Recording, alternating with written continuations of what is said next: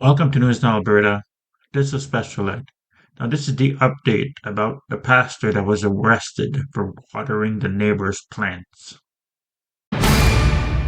Also breaking at 4, the case involving a Childersburg pastor arrested while watering his neighbor's flowers is now in the hands of the Alabama Supreme Court. Now, you may recall his arrest in 2022. The Supreme Court is now involved to answer the question of whether Alabama law required the pastor to give officers his ID even after he had identified himself. Now, I listened into the hearing with arguments on both sides. This vehicle is not supposed to be here, and you're not supposed to be here. Who's saying that? I'm Pastor Jennings. I live across the street. You're Pastor Jennings? Yes, I'm looking out for their house while they're gone. Okay. Watering their flowers. Okay. Well, that's cool. Now, do you have like ID and all? Oh, no, man. I'm not going to give you no ID.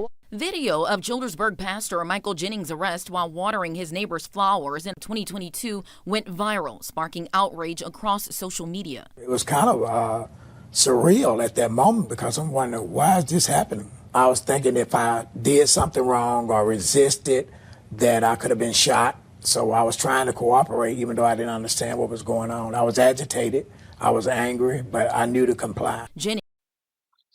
So first of all, they didn't have reasonable articulable suspicion that this guy has even committed a crime. He was there watering the neighbor's plants and flowers.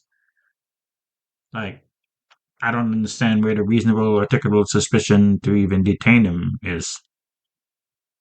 Jennings was charged with 1 count of obstruction of government operation, but that charge was later dropped. He went on to file a lawsuit, which was dismissed after a judge ruled the officers were covered under qualified immunity. So they could ask follow-up questions? They can ask follow-up questions. Could they ask for ID?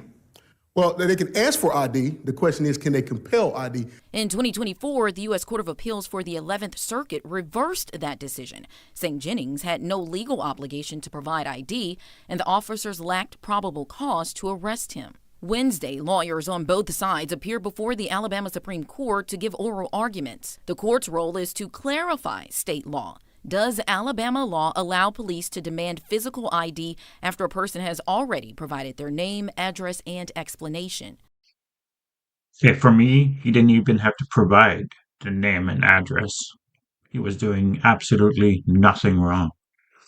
The officer's attorney argues it should depend on the circumstances. We would say the test is whether a reasonable officer, under a totality of the circumstances, took reasonable steps to determine the true name, address, and explanation of actions of the criminal suspect. Jennings' attorney argues allowing it could generate an issue for all Alabamians. What it really creates, that the citizens of Alabama, or people born within the state of Alabama, having to carry ID everywhere. If you choose to go down to the corner store and leave your wallet in your chambers, your ID in your chambers, you're subject to being arrested if it's some type of real suspicion or somebody say that you are engaged in some type of possible criminal activity, all because you don't have your ID.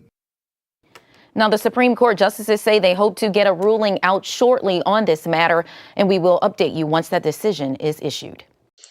I'm going to leave a link to my original story about this in the description. Now, what do you think of this? What do you think about the lawsuit? Should he win the lawsuit? I think so. He was falsely arrested. Let me know in the comments.